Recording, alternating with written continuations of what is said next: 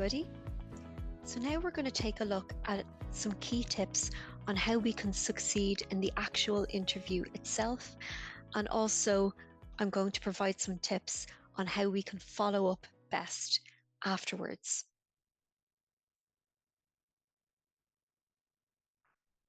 So number one, it's important to go into the interview with a positive mindset.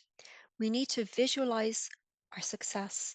We need to see ourselves succeeding in that interview. Remember, you could always treat the interview as a friendly conversation.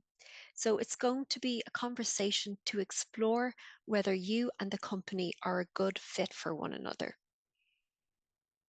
So imagining a successful outcome is going to help boost your confidence. It's going to help you approach the interview in a very relaxed, constructive manner, which is then going to help calm your nerves. Number two, use the STAR technique. Remember to apply the STAR technique to any behavioral questions. For example, tell me about a time when you did X, Y, and Z. Tell me about a time when you had to use your time management skills. Questions like that where they look for a particular example.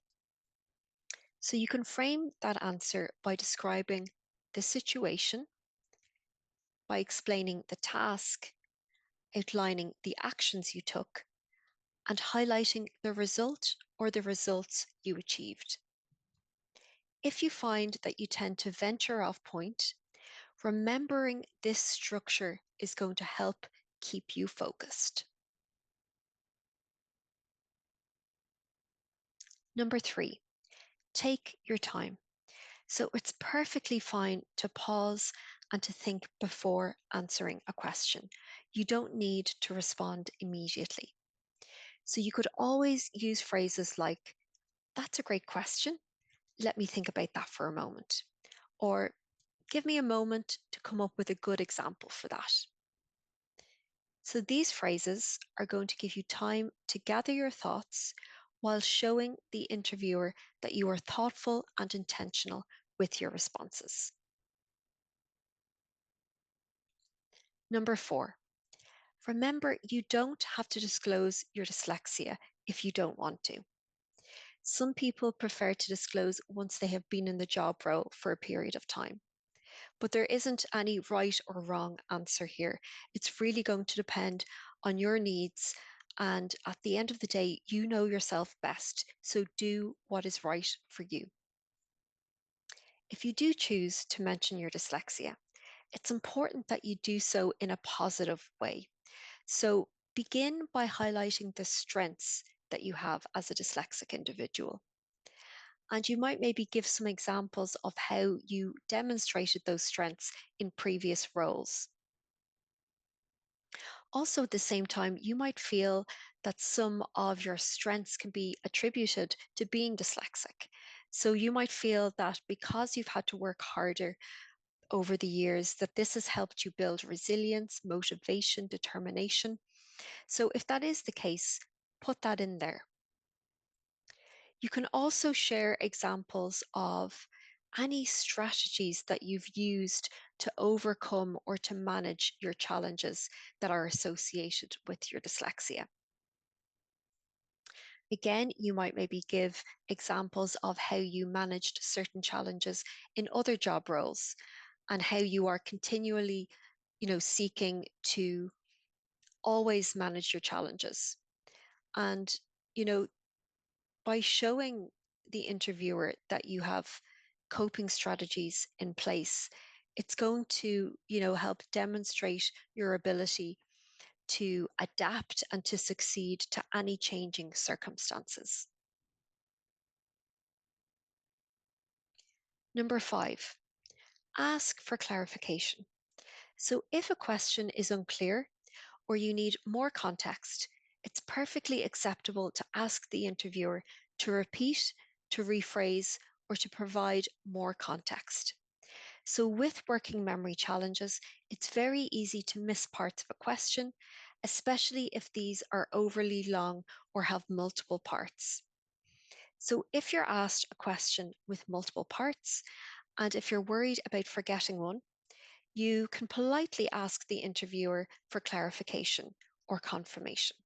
So, for example, you might maybe say, I see this question has multiple parts. Could we go through each part one at a time?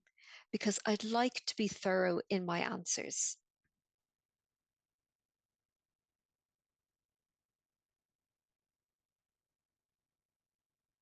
So, I'm now going to look at some key tips to how we can succeed after the interview.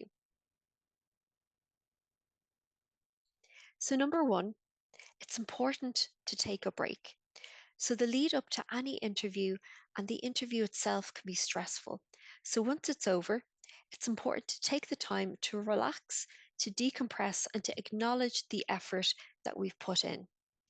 And we can do this by doing something nice for ourselves. We might maybe do an activity that we really enjoy. It could be maybe eating something nice. Number two, evaluate and improve. So, it's important to always go into interviews, um, any tasks like that with a growth mindset. And that means, that we are always looking to do better. After an interview, we should take the time to reflect and see, what went well during that interview and ask ourselves, why did it go well? Was there a particular format that I followed, or was there a way that I answered, particular questions that was good? What didn't go as planned and why didn't it go as planned? And then what changes or improvements could you make for next time? Because you want to use this experience as a means to improving in the next interview that you do. So this reflection is really just going to help you to learn from each experience and continually improve your performance in future interviews.